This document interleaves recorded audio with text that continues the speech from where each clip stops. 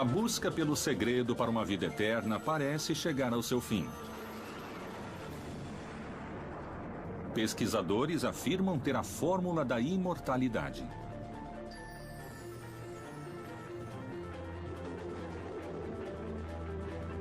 Os cientistas acreditam que a tecnologia levou a humanidade a prolongar cada vez mais sua existência biológica.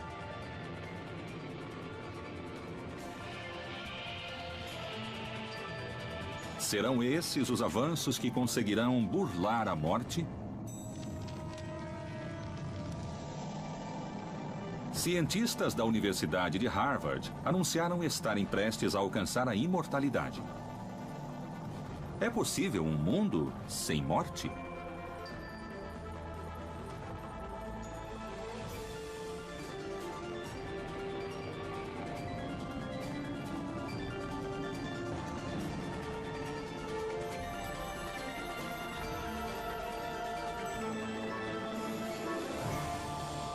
Vida eterna. Para alguns, a morte é o objetivo para o qual nascemos. A velhice é parte de nossa condição humana. Mas há pesquisadores que acreditam romper com esse paradigma, e eles estão dispostos a mudar um ciclo vital finito por um infinito.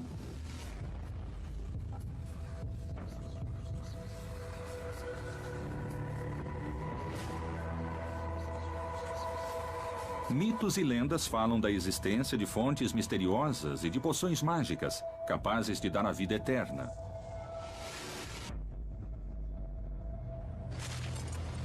Houve um homem obcecado por essas lendas, que impulsionou a maior expedição em busca do segredo da imortalidade.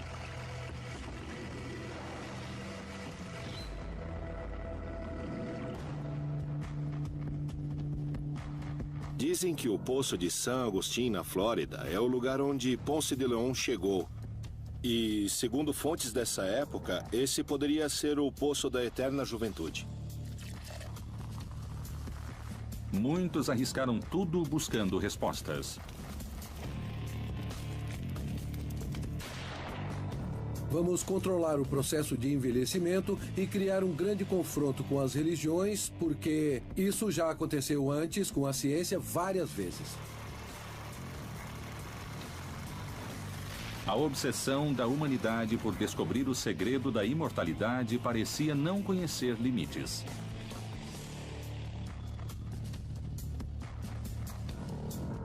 Dizem que há uns 250 pacientes, como vão dizer, preservados no gelo, 2.000, 2.500 membros em todo o mundo, pessoas que assinaram contratos para serem preservados no gelo quando morrerem. A história revela que as buscas no afã de se tornarem seres imortais não tinha preço. O conhecimento do genoma humano pode levar à imortalidade. O que pensamos é de, no futuro, dar um órgão a um robô ou a um holograma e transferir consciência para ele.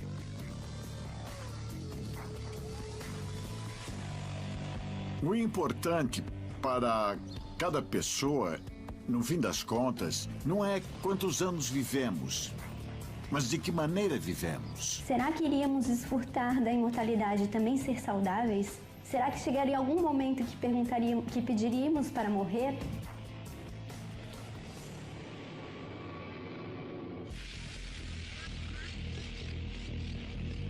Um anúncio impactante da comunidade científica de Harvard revelou estarmos próximos da imortalidade e assegurou que nesse século a morte será vencida. Eu não acredito que a morte seja necessária para dar sentido à vida. Por si só, a vida é extremamente interessante. Que aventura seria maior do que estar vivo? Uma das primeiras coisas que o ser humano aprende é que tem características limitadas, características finitas. A morte, como essa experiência de negatividade absoluta, ela gera muita angústia no ser humano e para poder realizar as atividades cotidianas, isso tem que ser um pouco reprimido, digamos. Nós somos seres compostos de corpo e alma. A alma é infinita, mas o corpo segue as leis da biologia. Dessa forma, como nós dizemos que todo ser vivo nasce, cresce, se reproduz e morre, isso também diz respeito ao ser humano quanto à sua corporeidade. É natural ser mortal. Um grupo de pesquisadores questiona a morte. Desde sempre, nós sabemos que o ser humano sempre deseja a imortalidade. Por isso, a maioria das crenças religiosas nos vendem alguma coisa para depois da morte. As primeiras formas de vida nasceram para viver e não para morrer.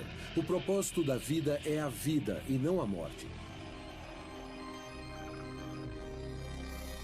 A natureza humana busca a vida. Por que existe o envelhecimento? O envelhecimento é uma enfermidade ou não? Não, acredito que a velhice não seja uma doença. Em biologia existem duas definições. Senescência, que corresponde ao processo de envelhecimento natural, e senilidade, que corresponde ao envelhecimento patológico, cujo danos à saúde e maus hábitos podem levar a isso.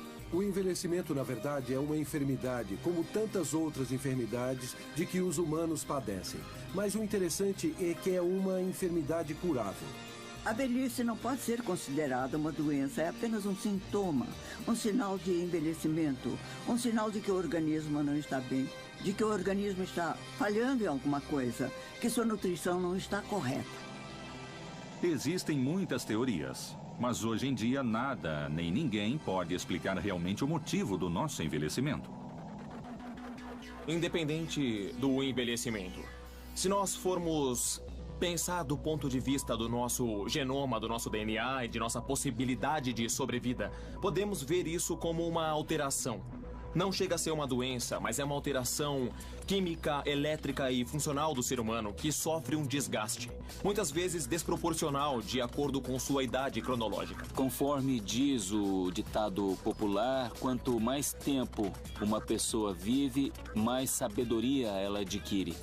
Isso pressupõe pensar o envelhecimento justamente como parte do processo vital.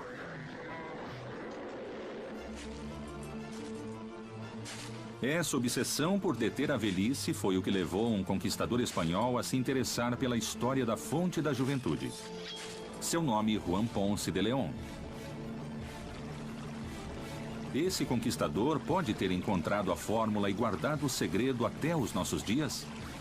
A obsessão de Ponce de León era a busca de um dos mitos centrais da cultura ocidental, a fonte da eterna juventude, que sua expedição tentou localizar e que, segundo ele e seus informantes, estaria no que agora conhecemos como a Flórida.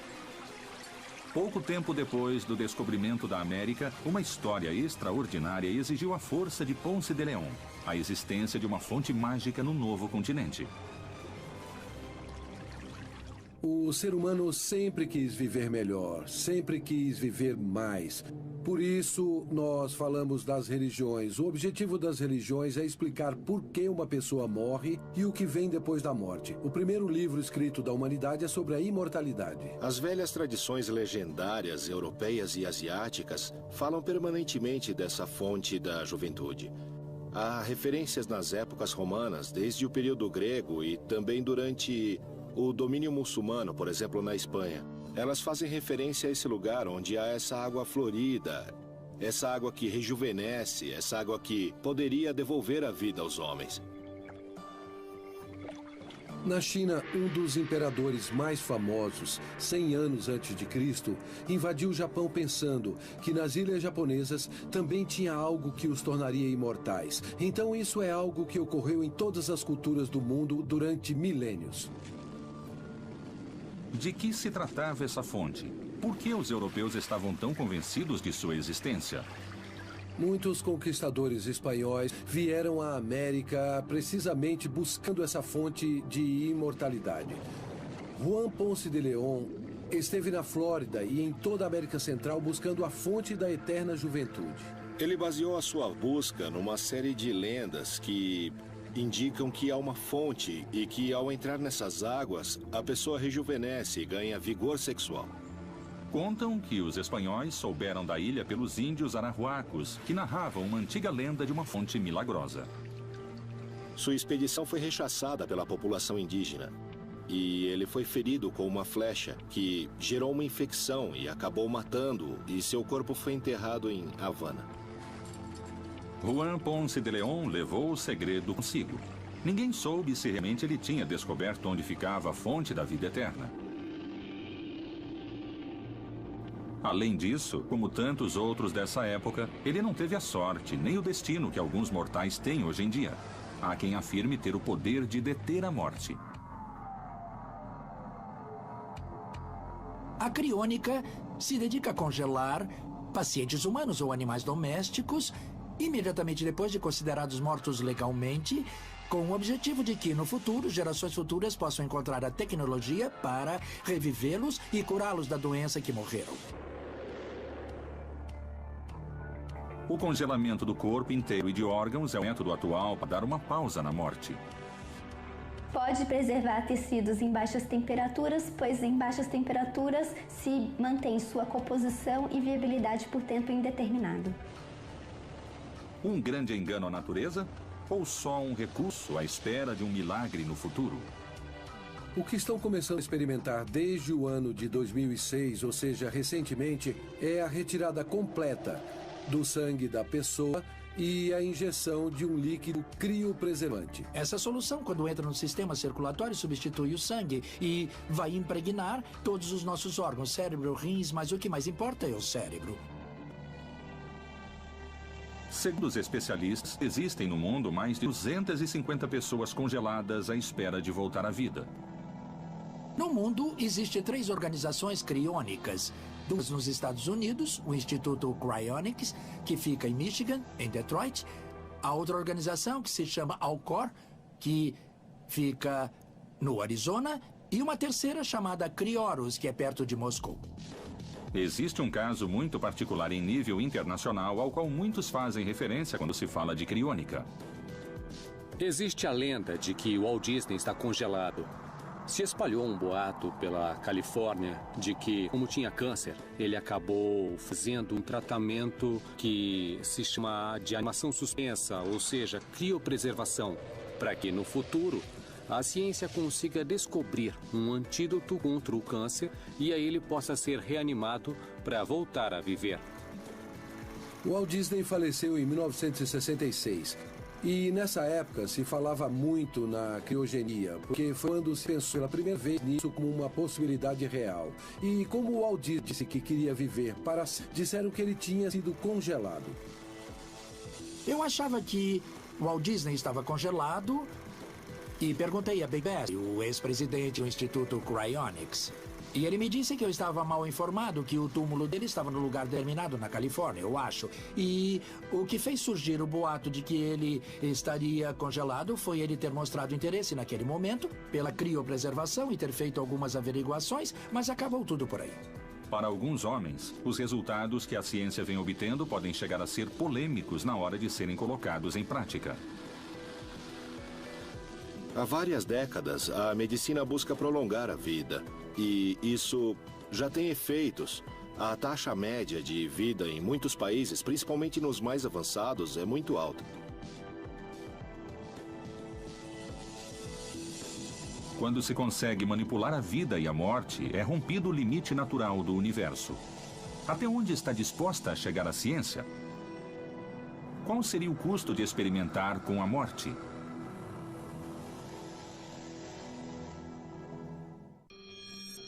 As primeiras formas de vida nasceram para viver, não para morrer. Desde tempos imemoriais, sabemos que o ser humano deseja a imortalidade. O importante não é quantos anos vivemos, mas de que maneira vivemos. E criaremos um grande confronto com as religiões e com a ciência, porque isso já aconteceu várias vezes. A criônica se dedica a congelar pacientes humanos com o objetivo de que, no futuro, possam revivê-los e curá-los da doença da qual morreram.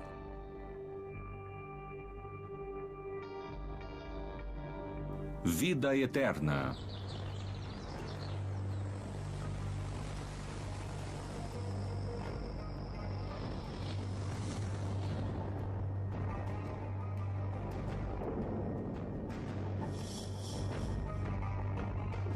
Na antiguidade, havia um processo para a conservação dos corpos: a mumificação. Nessa busca por ser imortal, muitas vezes os homens não se contentavam que só a sua alma fosse imortal, então eles queriam continuar, permanecer com o seu próprio corpo carnal. E começaram diferentes processos ou diferentes experimentos para isso. O mais conhecido é o da mumificação nas culturas egípcias. As mumificações começaram talvez há 5.000 anos. A mumificação é uma maneira de conservar o corpo, mas não todo o corpo e nem sequer a parte mais importante dele, que é o cérebro. Graças à mumificação, os corpos dos faraós se mantêm em perfeito estado até os dias de hoje.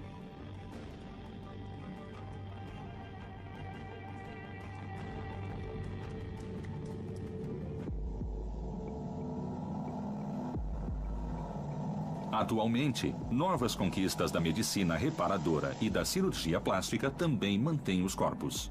As cirurgias estéticas, elas podem funcionar como uma forma de afastar no imaginário a possibilidade da morte. Hoje em dia, na minha profissão, existem procedimentos que ajudam a pele do nosso corpo e do nosso rosto a ficar menos enrugada.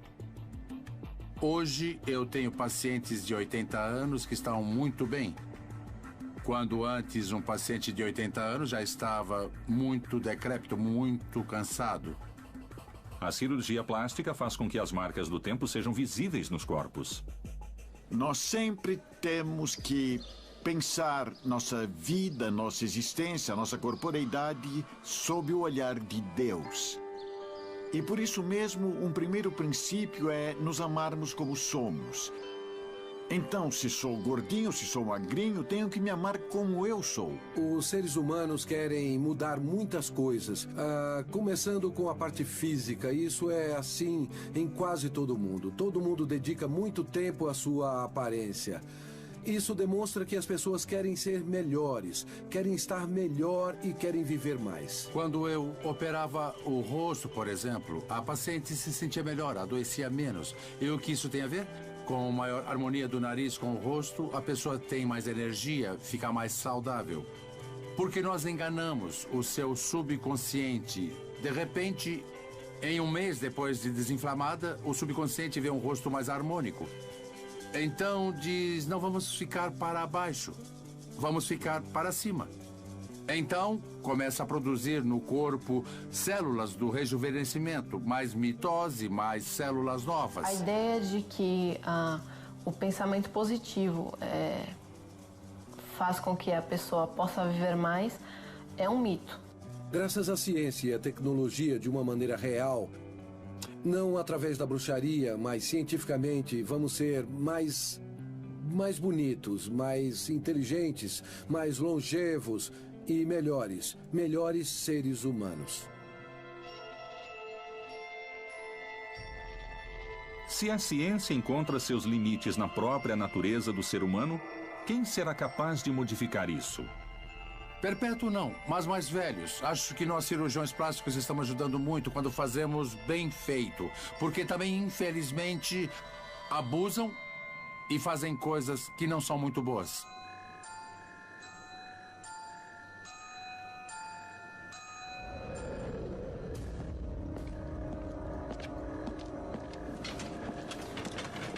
Os pesquisadores falam da existência de um projeto chamado Sangue dos Deuses, ou Sangue dos Imortais, que foi posto em prática por cientistas nazistas.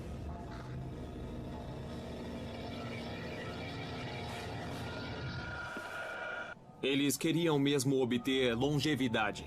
Queriam obter uma raça superior. Melhorar a sua raça, que consideravam já acima da média. E obter a fertilidade das mulheres alemãs. Em plena Guerra Mundial, muitos afirmam que o regime nacionalista de Hitler buscou a vida eterna mediante experimentos secretos em seres humanos. Bom, o que nós sabemos, por alguns documentos, certa documentação, é de uma ampla experimentação com seres humanos que estavam presos nos campos de extermínio, sobretudo em Auschwitz.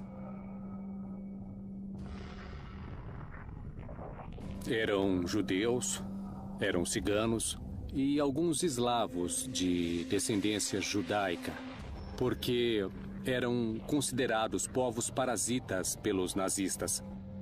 Todas essas pesquisas eram mantidas em máximo sigilo, sob ordens do Terceiro Reich. Os nazistas chegaram perto de obter a fórmula para a imortalidade. Mengele era um médico que estava muito interessado em estudar os aspectos genéticos e ele encontra um lugar idôneo em um dos laboratórios experimentais de von Ferschauer, que era a autoridade máxima nesse momento, a autoridade mais reconhecida nos estudos sobre a herança e sobre a genética. Essa busca pela eternidade para alguns era um campo onde tudo era possível, inclusive os experimentos mais horríveis e cruéis. É bem provável que Mengele tenha visto os estudos, a informação e a série de dados das experiências ou dos experimentos de Voronov sobre o transplante de células testiculares de macacos em anciãos na busca pela eterna juventude. Não faz falta, hoje em dia, em um laboratório de ciências, o trabalho em seres humanos com tratamentos cruéis e não comprovados. Digamos que isso não é só perigoso, mas eu também posso dizer que é nefasto. Mas, ao que parece, a busca desesperada dos cientistas nazistas pela eternidade os levou a realizar suas pesquisas fora do continente europeu, na América do Sul. Quando Mengele chega ao Brasil, acredita-se que ele pode ter tido contato com uma região que existe no Brasil que se chama Cândido Godói, que tem a particularidade de uma população com uma taxa demográfica de gêmeos muito alta, a ponto de, em um momento, acreditar-se que Mengele tenha estado lá fazendo experimentos. Eram experimentos que injetavam até tintas nos olhos das crianças e até fusão de membros em siameses. Um dos seus experimentos era expor a pessoa a temperaturas muito baixas e foi o que sabemos sobre hipotermia. Há quem diga que os resultados dos experimentos estão em arquivos secretos, mas outros afirmam que foram destruídos.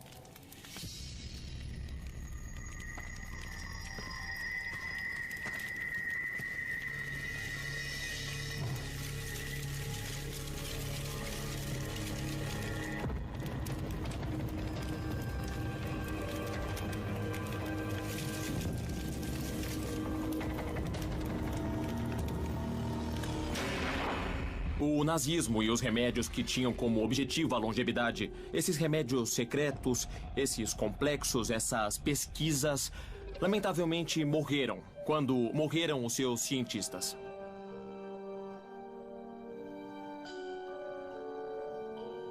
Esses experimentos feitos pelos nazistas estariam vinculados a uma origem esotérica, baseados em mitos e lendas sobre a fonte da vida eterna. Desde sempre se fala na fonte da eterna juventude. Não só dela, mas em busca da imortalidade, já se falou e se fala e ainda se falará de poções, elixires, lugares sagrados, remédios secretos e fontes de águas mágicas.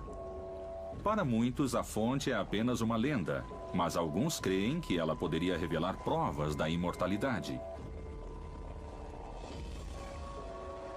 A fonte da eterna juventude era uma fonte, ou a história de uma fonte que chegou aos ouvidos de Juan Ponce de León, que era um explorador espanhol e que, em sua busca, depois de obter muita riqueza e sucesso, tentou apaziguar sua alma buscando essa fonte.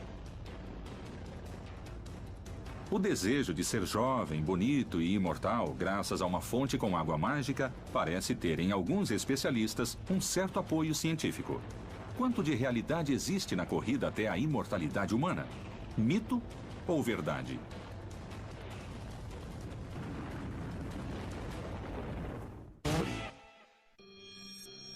As mumificações começaram talvez há 5.000 anos. A mumificação é uma maneira de conservar o corpo. Existem procedimentos que ajudam a pele do nosso corpo e do nosso rosto a ficar menos enrugada. Uma ampla experimentação com seres humanos presos nos campos de extermínio. Mengele era muito interessado em estudar os aspectos genéticos em sua busca pela eterna juventude. Em busca da imortalidade, já se falou, se fala e se falará de poções, de elixires e de fontes de águas mágicas. Vida eterna.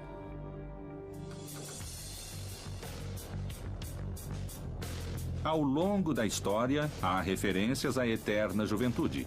Não é só a mitologia e as lendas que descrevem lugares mágicos com seres imortais. Todas as divindades que o homem criou em todas as culturas mantêm sempre a mesma lógica. Tem a capacidade de conseguir superar os limites impostos à humanidade. E o limite mais importante que o homem tem é a ideia de que vamos morrer. O sentido da criação da divindade tem a ver com isso, com a possibilidade de colocar em algum lugar o nosso desejo, que é o de não morrer. Existem escritos de certas sociedades secretas e de religiões da humanidade que parecem revelar a existência de figuras imortais.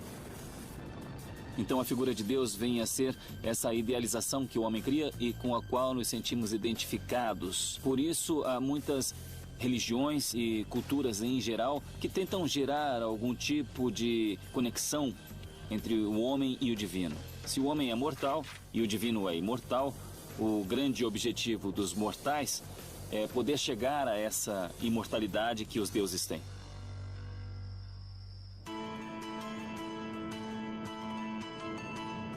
Nas religiões e culturas milenares, com deuses, reis, sábios e guerreiros imortais, mas também na cultura ocidental, na religião católica, podemos encontrar indícios de imortais. A Igreja nos diz que a ressurreição significa que aquilo que se separou com a morte, o corpo e a alma, se unirá. E então, no céu, esses corpos gloriosos estarão diante da presença de Deus.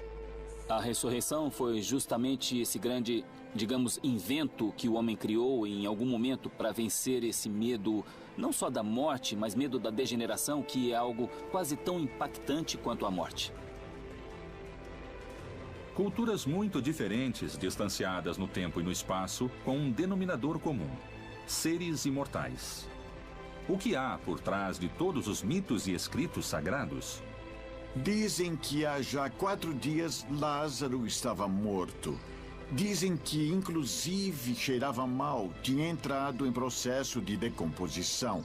Removeram a pedra que tampava a sua tumba e ele saiu de lá caminhando. Esse é um dos milagres mais contundentes por parte do Senhor Jesus. Para podermos entender que se trata de algo divino que aconteceu a um homem, basta que nós observemos o relato da chamada ressurreição de Lázaro. Só pode ressuscitar um humano que morreu, alguém que não é humano. Nos escritos religiosos, a imortalidade era, em muitas ocasiões, algo estranho, divino. Hoje, é a ciência que parece ser a responsável por nos abrir o caminho para a vida eterna. Há algumas pessoas que dizem que a morte é necessária para dar sentido à vida. Se alguém diz que a morte é necessária, então que morra de uma vez. Ou seja, isso não tem base num argumento filosófico profundo. Biologicamente, a vida nasceu para viver. A vida não nasceu para morrer. Quando as pessoas dizem que a morte é necessária, é porque até agora era impossível deter a morte dos humanos. Uma parte da ciência começa a dar os primeiros passos e, com ela, parece existir um caminho muito claro para se chegar à imortalidade. A medicina ortomolecular é uma ferramenta a mais para prolongar a vida, para obter longevidade. A medicina ortomolecular busca a reconstituição para que o corpo se mantenha depurado, se mantenha balanceado, se revitalize e assim consiga ter mais bem-estar. Não há doenças, somente deficiências nutricionais de vitaminas, minerais e aminoácidos. Se você supre a deficiência, reativa a função. Eu quero dizer que você põe em movimento órgãos que não estavam funcionando, que foram se atrofiando por falta de nutrientes. O novo horizonte desbravado por Linus Pauling, criador da medicina ortomolecular, afirma que o meio ambiente afeta as moléculas e, portanto, o corpo do homem. A medicina ortomolecular combate as deficiências do organismo para reverter o envelhecimento. Mas isso é possível? Ou essa nova ciência só controla um equilíbrio biológico do qual o homem se descuida? Acho que viemos de um paradigma médico da medicina anti. Sabe, sempre estamos ante uma doença. Por isso os médicos receitam anti-inflamatórios, antibióticos, antitérmicos. E esse novo paradigma é um paradigma pró da possibilidade que o organismo tem de se desintoxicar, se balancear e se revitalizar. Quer dizer que a medicina ortomolecular vai na raiz, na origem do problema, onde começou esse desequilíbrio. Que substância está faltando? Que órgão está se atrofiando para reativá-lo? E reativando esse órgão, você tem um corpo novo. A medicina ortomolecular traz uma vida mais plena ao homem? Para reverter o envelhecimento e alcançar a vida eterna, o principal seria o sangue, que leva os nutrientes a todas as células do organismo, permitindo sua sobrevivência. Bem, o sangue é um tecido na realidade. Ele é muito importante no sentido em que leva o oxigênio dos nossos pulmões e é bombeado pelo coração e leva o oxigênio, os nutrientes de todas as nossas células, ou seja, é o combustível que nos alimenta continuamente. Sangue é água com células diluídas. Sua função é levar nutrientes, hormônios e gases aos tecidos. Eu comparo o sangue com o universo. Ele é essa interconexão. O sangue conecta todo o nosso corpo. O sangue também é signo de amor.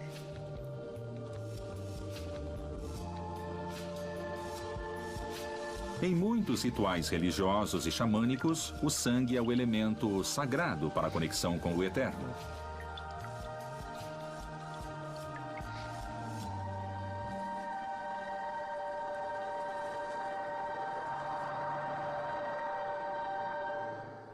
Jesus disse: aquele que comer da minha carne e beber do meu sangue permanecerá em mim, e eu permanecerei nele. Não só as sagradas escrituras falam de seres imortais. A literatura universal também o faz. Na busca pela imortalidade, também há toda uma série, digamos, de mitologias e de relatos que buscam encontrar tipos de figuras intermediárias. Nós estamos falando aqui justamente de figuras que estivessem na interseção entre o que é humano e o que é divino. Uma dessas figuras que é muito famosa é justamente a figura do vampiro. Se pretendia criar uma espécie de humano que fosse um pouco mais que um ser humano, que tivesse elementos um pouco mais poderosos que o habilitasse à imortalidade. O sangue simboliza nesses seres mitológicos e literários o poder para uma vida eterna. Por que o sangue? O segredo da vida eterna estaria no líquido vital do homem? O vampiro é quase que irreconhecível no princípio. Ele é um ser humano, mas ao mesmo tempo ele está numa condição que é absolutamente proibida para nós, seres humanos. O sangue, que para ele é uma espécie de líquido que lhe dá o poder da eternidade. Que outros caminhos há para se chegar à vida eterna? Existe um lugar alheio a toda a ciência e tecnologia onde vivem pessoas que parecem não ter limite de idade. São os chamados imortais do século XXI.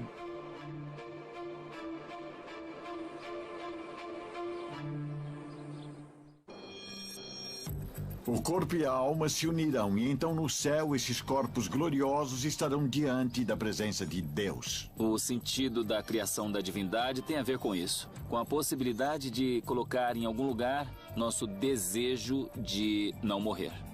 Ortomolecular quer dizer a molécula correta de que o organismo necessita para estar bem, para ser reativado. O sangue leva oxigênio a todas as nossas células, ou seja, é o combustível que nos alimenta continuamente.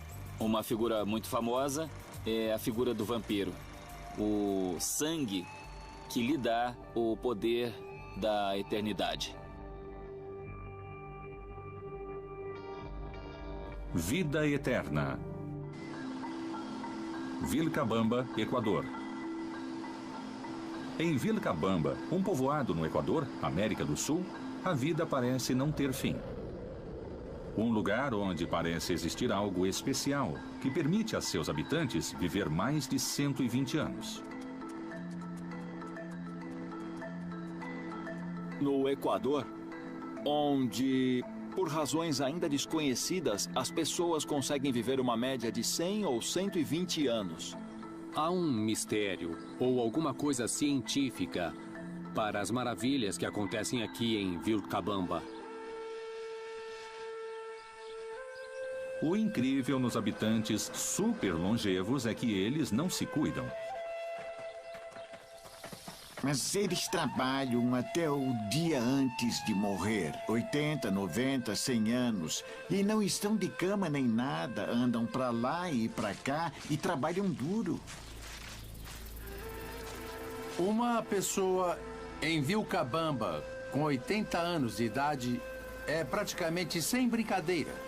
É jovem. 80, 90, estão trabalhando, estão ativos.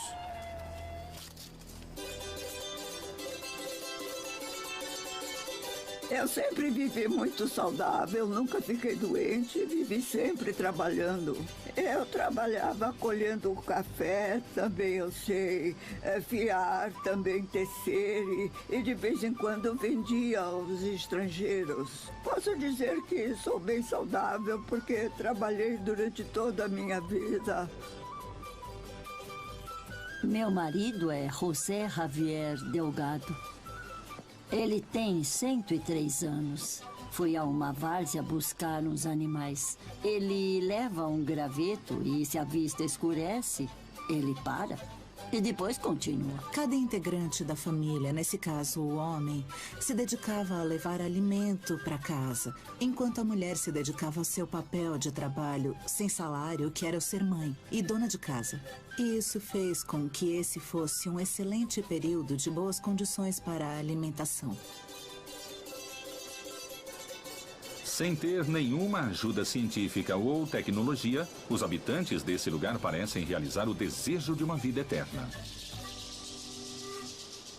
Os segredos para uma vida longa em Vilcabamba se devem a muitos fatores. A água, o clima, a paz, a tranquilidade, a alimentação, a dieta que os mantém longevos.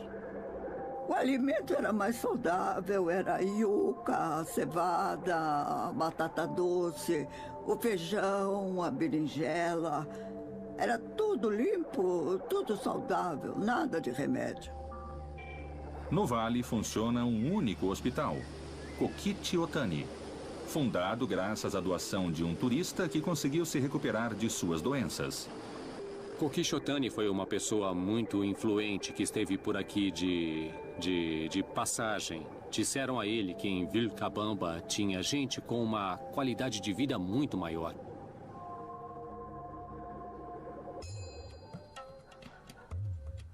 Isso é um encontro de sonhos e é um lugar de magia, porque tudo que aconteceu aqui desde que Brian e eu viemos 9 anos atrás foi por amor.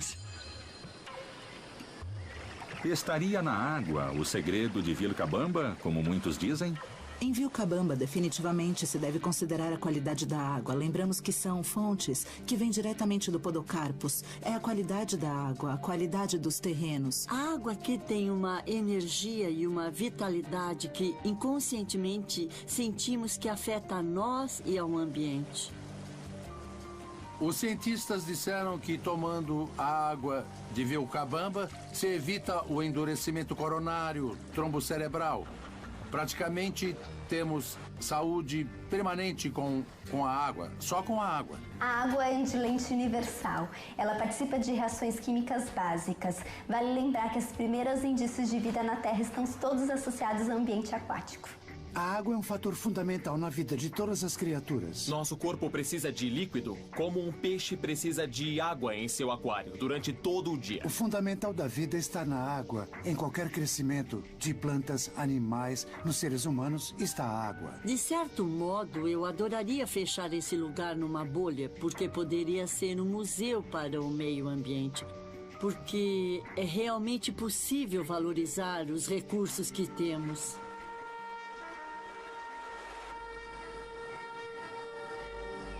Vilcabamba é a prova de que a natureza parece dar ao ser humano a esperança de chegar à imortalidade. Como vocês sabem, esse vale é zero estresse, então isso ajuda muitíssimo aos nossos idosos. Se me perguntarem se o ambiente, se nosso estresse, se nosso estilo de vida tem importância no processo de envelhecimento, absolutamente. Os investigadores de Vilcabamba estão realizando estudos sobre a água da região. Segundo eles, há componentes únicos que poderiam revelar substâncias que nos ajudariam a ter uma vida mais saudável. Seria esse lugar da América Latina o destino final na busca da fonte da juventude? Os conquistadores espanhóis vão ter como fonte muitos dos contos, lendas, ou a capacidade de crer nas ideias dos curacas, principalmente. Eu digo da maneira simples, quando o curaca supunha que seu povo estava conquistado, o que ele fazia era gerar uma expectativa de que no próximo povoado havia mais riquezas, havia mais mulheres, havia mais terras, havia mais ouro. Dessa maneira ia fazendo com que os conquistadores, por sua ambição, se deslocassem a lugares cada vez mais distantes. Não vem somente de Ponce de León, mas também da alquimia, de quando falávamos da fonte da eterna juventude, da pedra filosofal e do elixir da longa vida.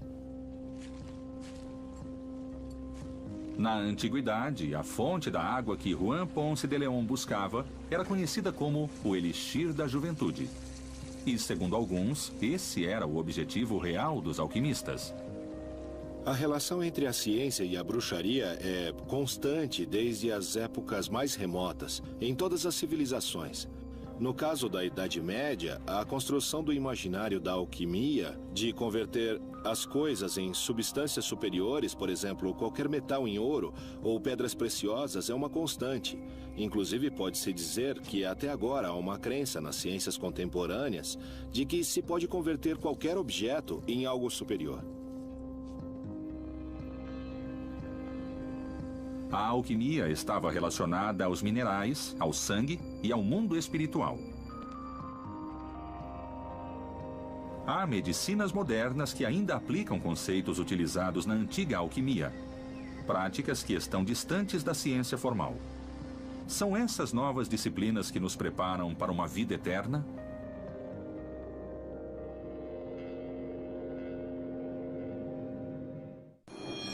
No Equador, por razões ainda desconhecidas, as pessoas conseguem viver uma média de 100 ou 120 anos.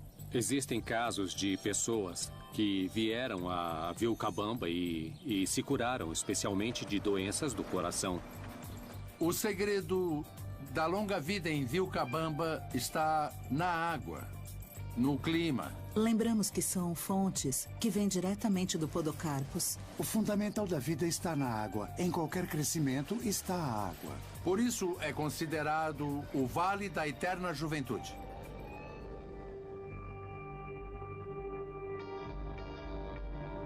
Vida eterna.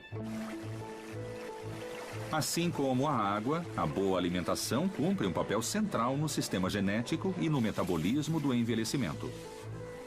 Mas isso é suficiente? A América Latina sofre de deficiências nutricionais por maus hábitos. Maus hábitos nutricionais. Comemos a primeira coisa que encontramos para nos saciar. As pessoas comem para se saciar e não para se nutrir. Então, o que temos é o combustível errado. A alimentação é a chave para nos convertermos em imortais? Grupos de pessoas que consomem determinadas dietas teriam como resultado uma maior expectativa de vida? O ser humano, neste momento, está ficando cada vez mais consciente de que não é necessário matar criaturas para a sua alimentação, de que há elementos na natureza que fornecem os alimentos necessários para se ter uma vida saudável, sem necessidade de sacrificar criaturas inferiores como as aves, os peixes, o gado, etc. Precisamos consumir frutas e verduras, principalmente, eu diria, cruas. Principalmente de várias cores. A medicina começa na cozinha. Devemos nos alimentar com mais sementes, linho, chia e gergelim, que têm ácidos graxos e são capazes de limpar nossas artérias. Ainda mais numa era em que a primeira causa de mortes são artérias entupidas. Muitos cientistas juram melhorar a saúde com dietas vegetarianas e veganas. Se a pessoa tiver uma alimentação, seja vegetariana ou vegana, não tem por que não ser suficiente, desde que haja uma orientação, um bom cuidado no preparo dos alimentos, porque tudo é totalmente natural. E não tem com que se preocupar. Eu acho que a natureza nunca se equivoca. A dieta vegana consiste em não consumir alimentos de animais que possam sentir.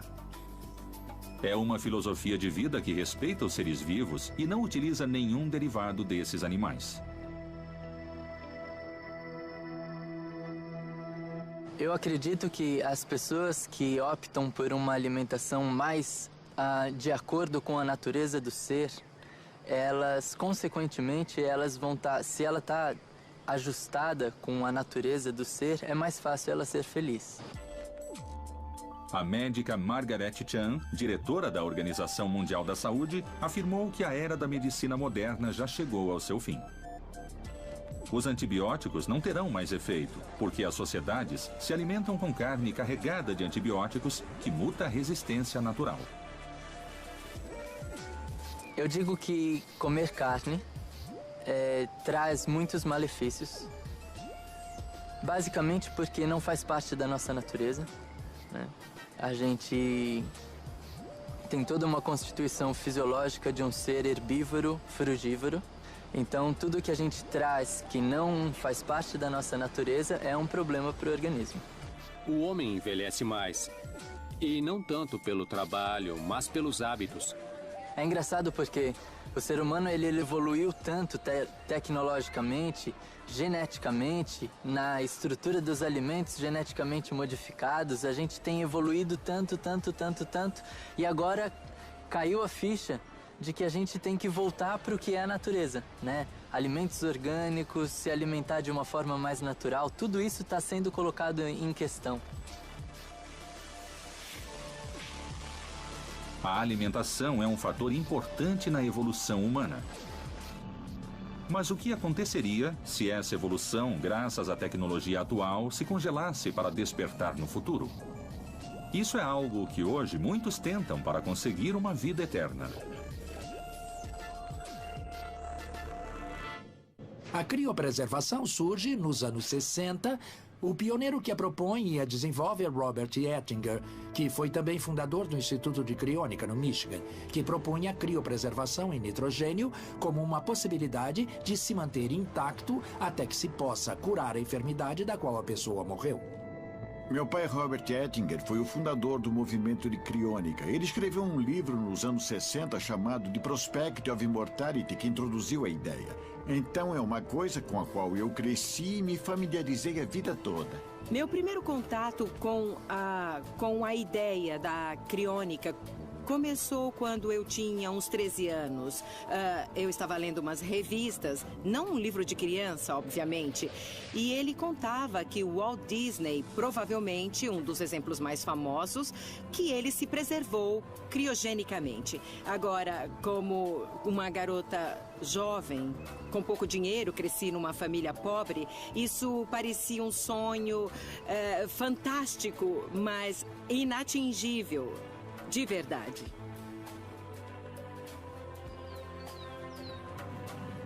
Ben Best, diretor do Instituto Cryonics, disse que eles têm muitas certezas sobre os resultados desse projeto no futuro. O Instituto Cryonics criopreserva resfria em temperatura de nitrogênio líquido humanos e animais. Então estamos preservando pessoas na esperança de que remédios futuros possam curar todas as doenças e rejuvenescê-las em condições melhores. Aquele ente querido está vivo ou não está vivo? Como realizar esse luto com um corpo que ainda tem a possibilidade de despertar? É uma situação complicada. Meu pai sempre foi uma pessoa que não se interessava em criar um movimento por si só.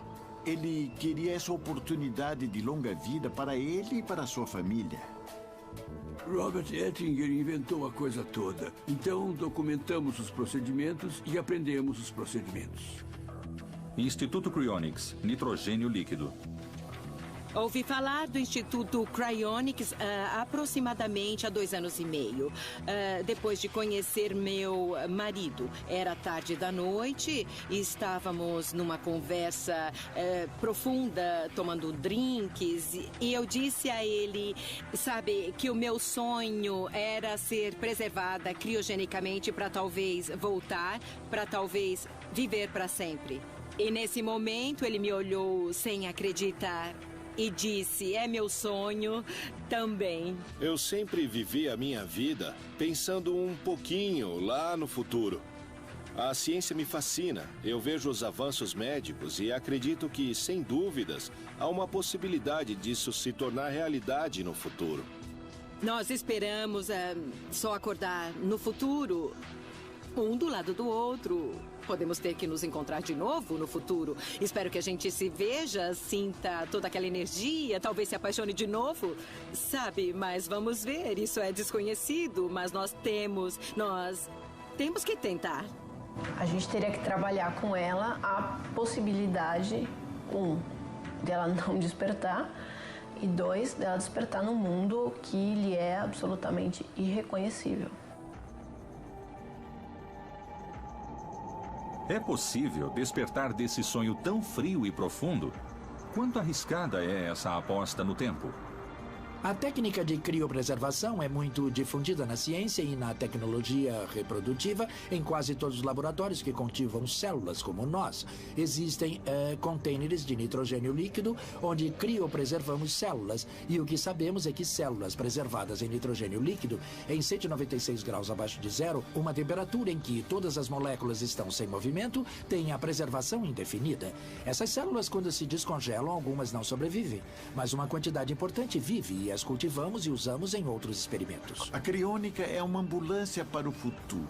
Uma maneira de pessoas, no ponto de morte, serem congeladas para que os processos do corpo não mudem e elas possam ser preservadas até que a tecnologia futura melhore e dê a elas uma chance de viver de novo. Ainda que criopreservem um cachorro e que consigam reanimar esse cachorro, nada nos garante que vão conseguir fazer o mesmo com humanos. O processo de criopreservação tem que ser revertido. Não é só uma questão de curar doenças, é parte do processo curar doenças. Uma vez no nitrogênio líquido, precisamos da tecnologia para trazê-los de volta. E essa tecnologia não existe ainda. As pessoas da criônica tendem a ser pessoas teimosas. Vemos isso como uma aposta racional. Ninguém sabe ao certo o que o futuro vai trazer, mas achamos que há grandes motivos para o otimismo.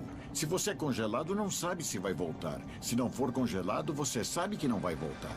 Estariam esses métodos ao alcance de todos os mortais? Não há limitações para o procedimento da criônica. Há alguns aspectos legais contemplados pelo contrato, mas não há limitações nem de religião, nem de raça, nem de nenhum outro tipo. O mínimo que uma pessoa pode pagar é $12.050 para ser membro e mais 28 mil de taxa de preservação. Toda a ideia do Cryonics é muito fantástica, mas custa caro. Muito caro. Não custa tão caro quanto eu achei que seria. Tem muitas maneiras diferentes de se fazer esse financiamento. A sua preservação pode ser feita por seguro de saúde, fazemos por várias economias e contas de corretagem, através de certas coisas que pensamos em longo prazo. A criônica é uma manipulação do ciclo natural da vida? Uma resposta para a vida eterna? Muitos de nossos membros, não sei dizer que proporção de membros, acredita que pode conseguir essa forma de imortalidade. Acho que esse processo vai permitir que as pessoas vivam centenas ou milhares de anos potencialmente, mas não acho que vai permitir que elas vivam para sempre. Goethe dizia uma frase bastante verdadeira. Ele dizia: o homem vive tanto quanto Deus permite, nem um minuto a mais, nem um minuto a menos.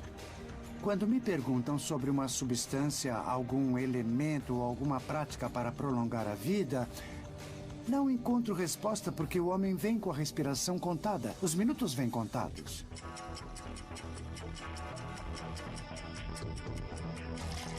Há líquidos, alimentos, energia que o corpo consome para se manter vivo. Alguns apostam na natureza. Creem que nela está a chave para se viver para sempre. Mas a cadeia alimentar dos seres vivos é também um ciclo de morte. O homem pode desafiar a ordem do universo?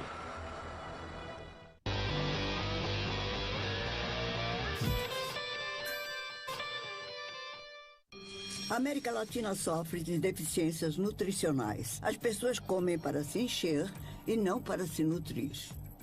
E agora caiu a ficha de que a gente tem que voltar para o que é a natureza. Alimentos orgânicos. Precisamos consumir frutas e verduras. A medicina começa na cozinha. O Instituto Cryonics criopreserva humanos e animais. Remédios futuros podem curar todas as doenças e rejuvenescê-los em condições melhores. A criônica é uma ambulância para o futuro. Se você é congelado, não sabe se vai voltar. Se não for congelado, você sabe que não vai voltar. Vida eterna. Cientistas afirmam que a chave da vida plena está na alimentação. Mas existem pessoas que dizem viver sem comida, alimentando-se só de energia. São os chamados prânicos ou respiratorianos. Não se pode ser um respiratoriano e ingerir líquidos.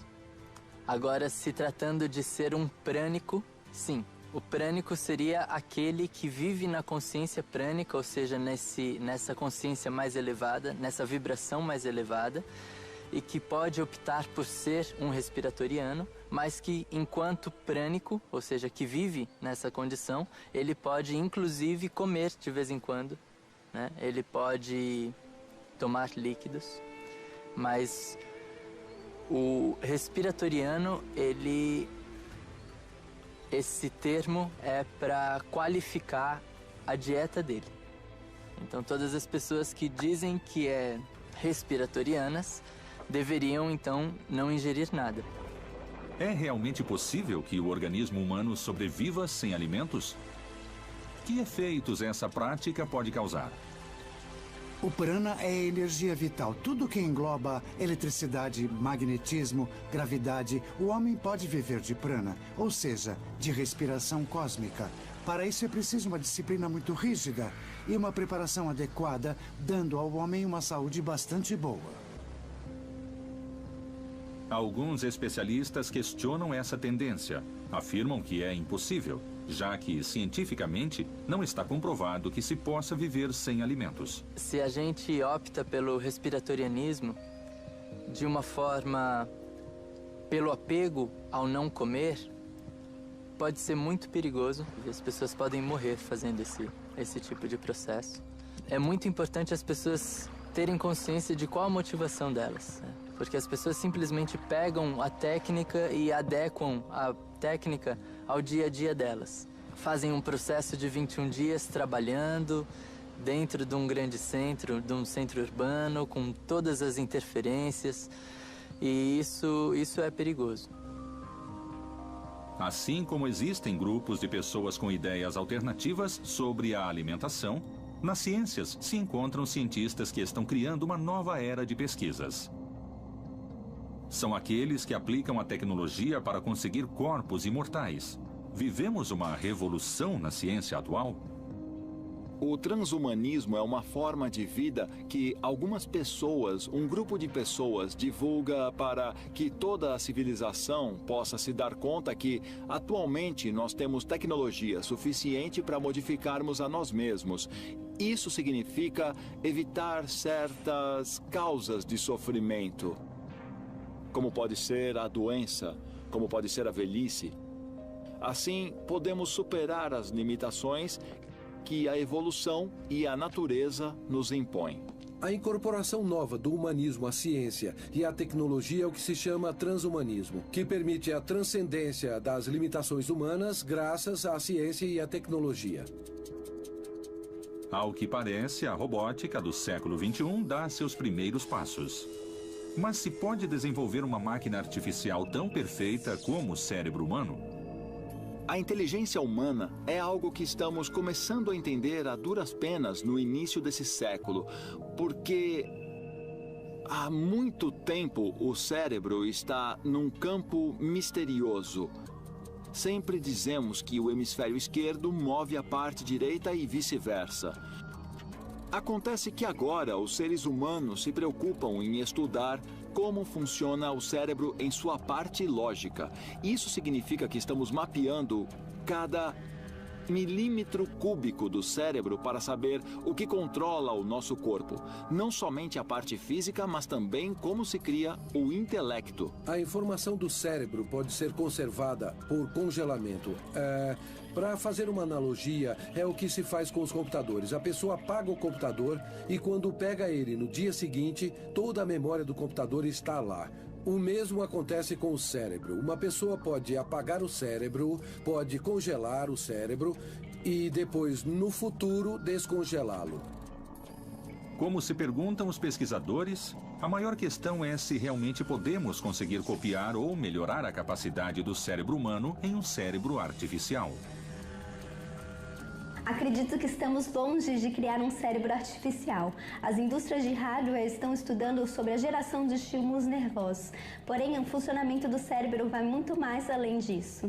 Até o momento, o que nós conseguimos entender é que nas forças sinápticas fica gravada a informação, algo que parece poder ser reforçado durante o sonho ou que se pode reforçar com ômega 3.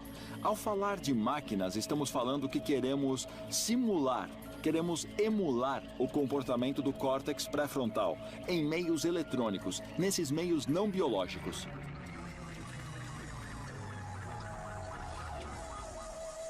E você pode descarregar o seu cérebro num computador. Hoje, um sistema de computação pode ter a capacidade de um instante cerebral, mais ou menos. Mas em 20 e 30 anos, acredita-se que com a velocidade em que avança, um computador vai ter a capacidade de um ser humano.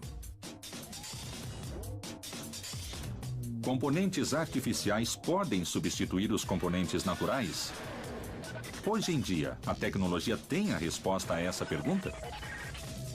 A nanotecnologia é a manipulação da matéria em escala molecular e atômica. Isso significa manejar átomo por átomo. Um nanômetro é 1/1000º de milímetro, ou seja, é algo pequeno, pequeno, pequeno, do tamanho dos átomos e das moléculas. Então a nanotecnologia é essa tecnologia à perfeição.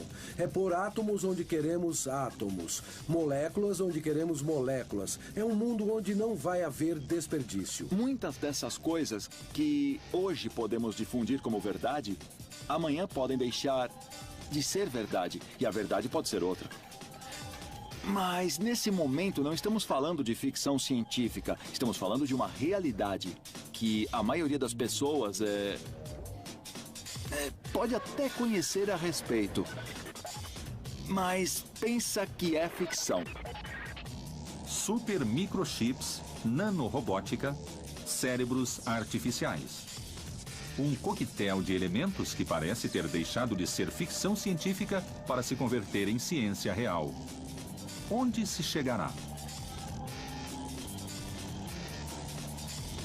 A biotecnologia e a nanotecnologia são Tecnologias que têm a ver com as células, com os átomos, com as moléculas. A biotecnologia é a parte natural, por assim dizer. E a nanotecnologia é a artificial. Na nanotecnologia, chamamos de killer app os nanodispositivos que podem ser inoculados, seja por via intravenosa ou por via oral, para acabar com certos patógenos no corpo. Vamos poder saber exatamente que doença se pode ter e qual a probabilidade de tê-la, mas, repito, o interessante é curá-la. Não é necessário fazer exames clínicos. Simplesmente tome uma cápsula com uma quantidade de nanodispositivos que vão atuar em nível celular no seu corpo, célula por célula. Vamos curar todas essas doenças. Vamos curar Alzheimer, Parkinson, câncer. Vamos curar câncer assim que soubermos quais as bases genéticas dessas doenças.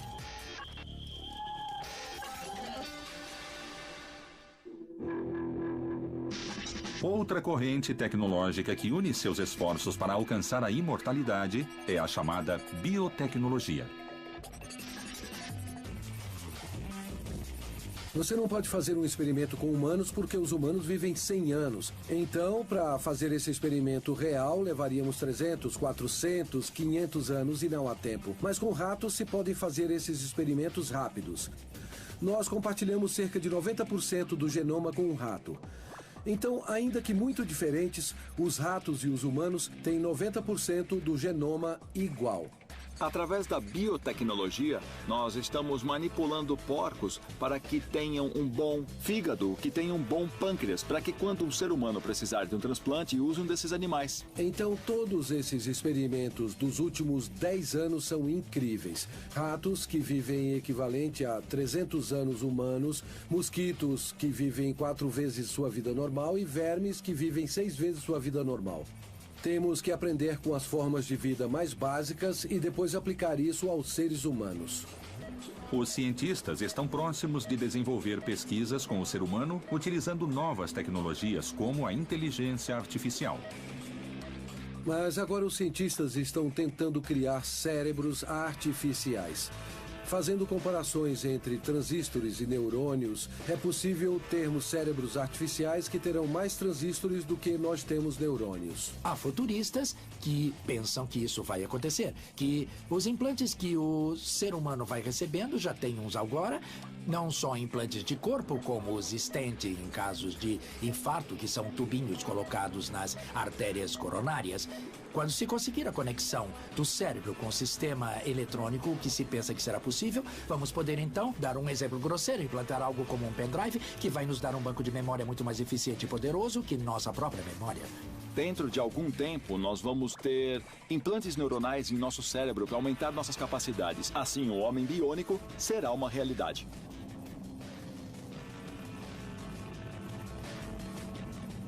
Uma vez que se tenha conseguido a imortalidade do homem, a humanidade saberá a verdade? Talvez esse seja um segredo guardado sob muitas chaves. Ao mesmo tempo, cientistas asseguram ter a resposta. Quem serão os privilegiados a ter esse poder da vida eterna? Não se pode ser um respiratoriano e ingerir líquidos. Agora, se tratando de ser um prânico, sim. O prana é energia vital. O homem pode viver de prana, ou seja, de respiração cósmica, que dá a ele uma saúde bastante boa. A incorporação nova do humanismo com a ciência e tecnologia é o que se chama de transhumanismo, que vai permitir a transcendência das limitações humanas. A nanotecnologia é a manipulação da matéria em escala molecular e atômica. Quando se conseguir a conexão do cérebro com sistemas eletrônicos, vamos poder então implantar algo como um pendrive que vai nos dar um banco de memória muito mais eficiente e poderoso que nossa própria memória. Vida eterna.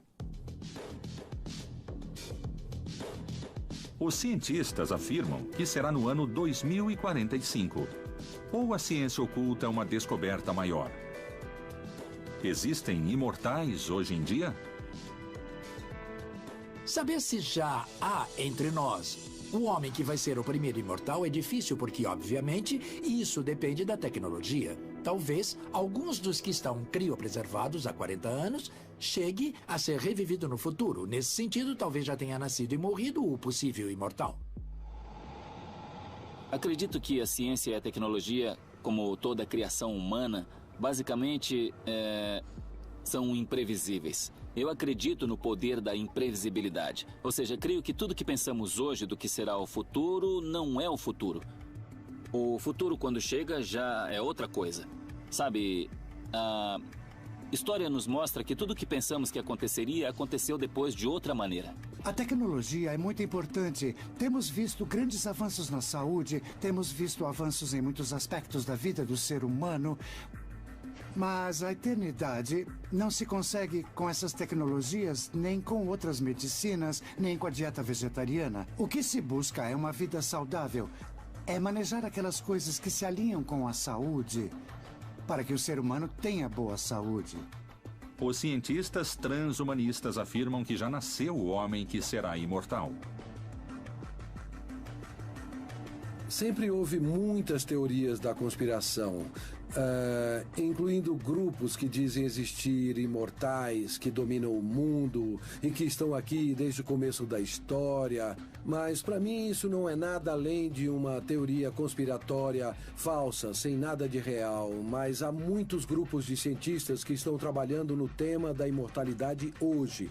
Na ciência não há nada de teoria conspiratória, só realidade. É possível que as tecnologias avancem com maior rapidez e consigam os objetivos antes do esperado? Segundo José Luiz Cordeiro, a Universidade da Singularidade está começando a ter respostas para essa nova era científica.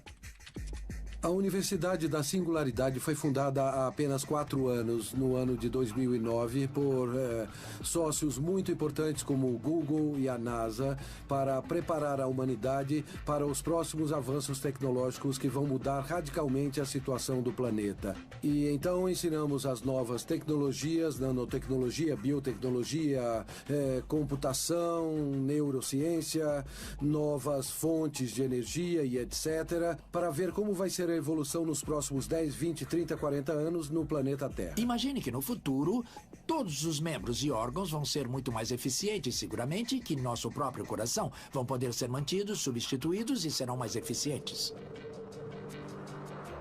A nova era tecnológica nos permite sonhar com avanços tão extraordinários como os implantes artificiais.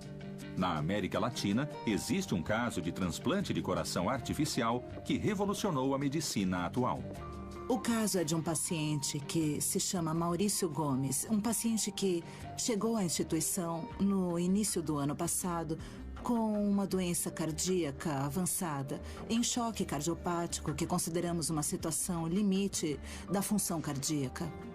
Eu tinha mal de Chagas e meu coração inchou. Sua situação era bastante complicada, tinha comprometido também a circulação pulmonar, tinha hipertensão pulmonar, que é uma das contraindicações que podem pôr em risco o êxito do transplante cardíaco de maneira imediata. Então, pensamos em utilizar, neste caso, para esse transplante, um suporte circulatório com um coração artificial. Órgãos artificiais funcionando para se viver melhor e mais plenamente. Essa seria a realidade da medicina do futuro. O coração artificial permite que o coração seja posto em repouso e essa máquina substitui todo o suporte circulatório do organismo. É um dispositivo que substitui os ventrículos. Ventrículos são as câmaras inferiores do coração responsáveis pelo bombeamento do sangue. Parte está dentro do organismo e parte está conectada a um console que funciona como um motor deste coração. Quando me dei conta, já tinha ele aqui. Não sabia como manejá-lo. Recebi o aparato e tinha que andar com ele. O mecanismo do coração artificial Berlin Heart é um mecanismo pneumático, uma bomba de sucção com um ar comprimido.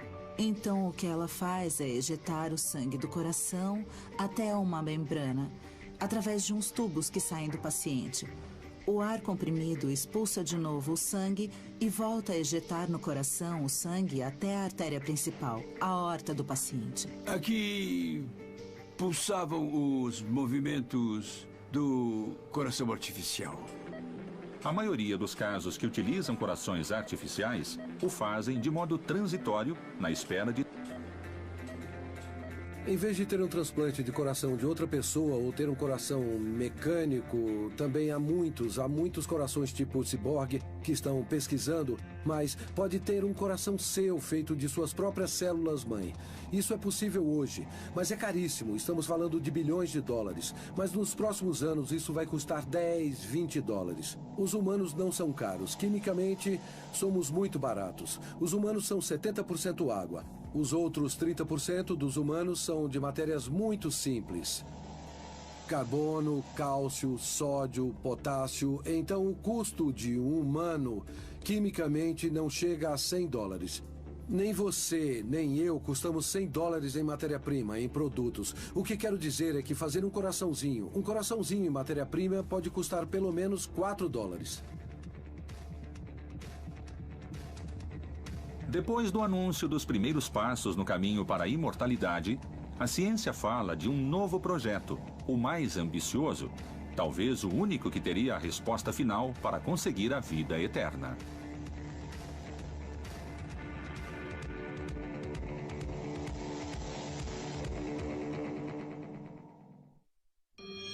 Talvez alguém que está criopreservado chegue a ser revivido no futuro. Nesse sentido, talvez tenha nascido e morrido o possível imortal. A tecnologia é muito importante. Temos visto grandes avanços na saúde. Pode ter um coração seu feito de suas próprias células-mãe. O mecanismo do coração artificial Berlin Heart substitui todo o suporte circulatório do organismo. A ciência e a tecnologia, como toda a criação humana, são imprevisíveis. Quimicamente somos muito baratos. Um coraçãozinho em matéria-prima pode custar pelo menos 4 dólares.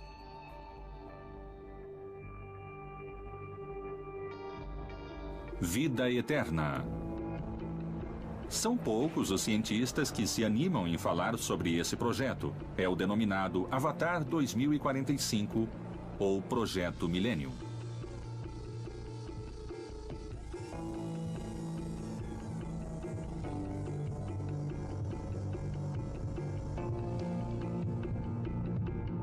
O Millennium Project é a parte futurista das Nações Unidas que nasceu em 1996, apesar de agora ser uma ONG independente das Nações Unidas. Mas ela trabalha na visão a longo prazo da humanidade, do que vai ocorrer nos próximos 20, 50 ou 100 anos. Com respeito ao projeto Avatar 2045, sabe-se de um excêntrico milionário russo, Dmitry Itskov, que projeta num futuro próximo, consideramos que 2045 em ciência é muito próximo, poder realizar uma descarga da consciência em um corpo robotizado, em um holograma, em uma cópia de um mesmo ser não biológico. O projeto Avatar 2045 é uma iniciativa russa para que os humanos possam, em 2045, fazer um download de seus cérebros em avatares, em cópias holográficas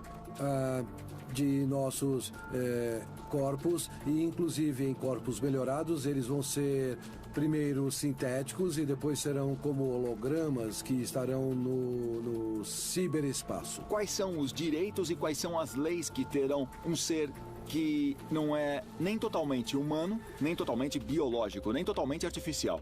Se espera que em 2030, talvez até em 2040, o ser mais inteligente sobre o planeta não será um ser humano, mas também não será uma máquina. Vai ser uma simbiose entre os dois. Sobre isso não existe legislação, ainda há tudo por fazer. Há muitos, entre os quais eu me incluo, que acreditam que a única forma do ser humano do futuro poder manter-se vai ser com a tecnologia que criou. Com seu corpo biológico não será possível, seremos limitados. Isso significa que essa é uma história bidirecional. Não somente dando à máquina qualidades humanas, mas também colocando máquinas dentro do corpo.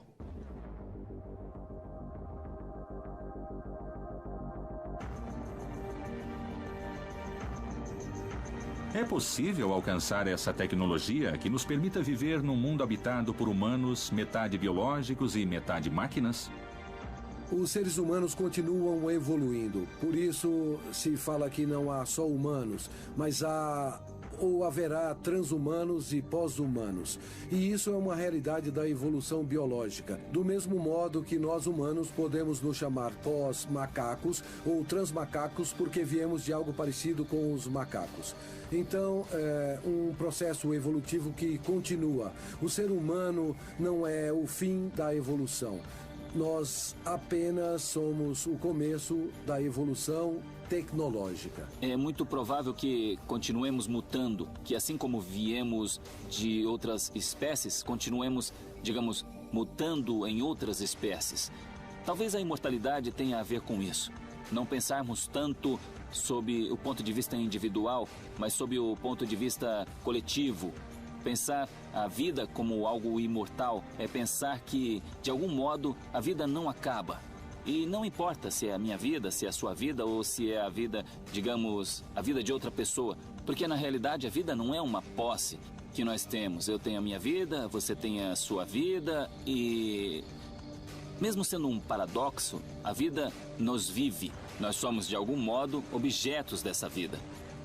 O ano de 2045 seria o fim da imortalidade. O início de uma era que traria sérios conflitos, superpopulação e escassez de recursos. O problema da superpopulação é algo de que se fala muito, mas eu diria que se conhece pouco. A população do mundo está se estabilizando. Todas as projeções das Nações Unidas foram reduzindo a estimativa máxima de população no mundo. Eu me dei conta de que há 30 anos se falava de 20 bilhões de habitantes. Agora, o máximo que se estimava eram 9 bilhões de habitantes e estamos em 7. Para muitos, um mundo de nascimentos infinitos, sem nenhuma morte, traria um desequilíbrio de habitantes. Podemos enfrentar essa mudança social e filosófica? Seres ilimitados em um planeta limitado? A humanidade continua. E também temos as outras expressões. A Ásia é o continente mais populoso do mundo. Lá estão os hindus com mais de 1 bilhão, tem os chineses com mais de 1 bilhão. E o que será que acontecerá com a humanidade em 2060? Eu não sei. Imortalidade levaria à superpopulação mundial. Acredito que o país já está lotado. Faltaria ainda mais alimentos e água e aumentaria mais ainda a miséria. A segregação entre classes sociais também acredito que aumentaria. Antes da superpopulação chegar a ser um problema, haverá outros como o controle de natalidade ou a produção de alimentos que vão estar muito antes na primeira fila. Então não é o problema imediato a superpopulação e também o total esgotamento dos recursos do planeta. Mas há comida para todos nesse mundo e vai haver para todos. Então o fato de começarmos a nos congelar, o fato de começarmos a ter uma longevidade mais alta, não implica em não termos onde viver ou não termos o que comer. Depois do ano 2050, a estimativa é que a população comece a cair. E isso é trágico. Agora, mais ou menos por esse tempo, também teremos a longevidade indefinida que vai ajudar a manter a população do mundo estável. Hoje, nada é certo. A ciência avança e a tecnologia parece ser a chave para uma nova vida. Se todas as hipóteses que apoiam uma possível vida eterna forem certas, podemos dizer que o humano poderá realizar o sonho almejado de viver para sempre? Nós já temos a vida eterna desde o momento em que somos criados. Assim, a vida eterna é uma meta que vamos alcançar.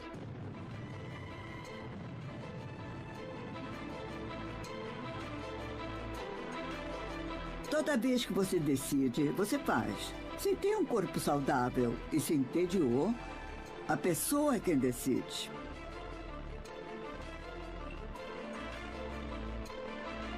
O homem sempre buscou a imortalidade desde o princípio. Em geral, a buscou através da religião.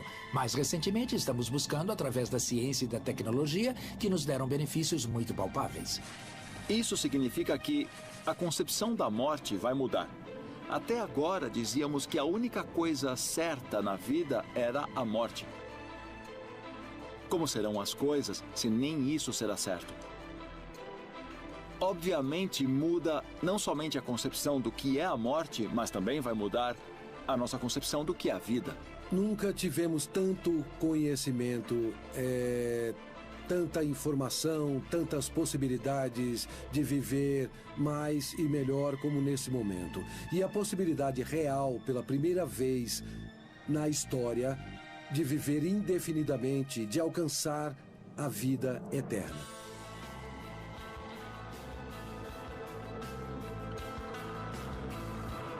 Um possível mundo sem mortes abre novas questões para a humanidade. Mas, sobretudo, parece ampliar o horizonte das ciências e das religiões na busca de quem somos. Será um novo olhar sobre a origem da vida, uma vida cada vez mais eterna. Esse é o ciclo da imortalidade. Por fim, depois de esperar tanto, o ser humano vai ser imortal. Se inventasse tecnologicamente a ressurreição, certamente acabaria um homem tal qual nós conhecemos Eu hoje. acho que a primeira sensação ia ser de triunfo, né? De que a humanidade venceu o seu último inimigo, né? Nós estamos em um século no qual lutamos para que a morte passe a ser um mito. Todos nós vamos conquistar a morte. Todos nós vamos ver a morte da morte.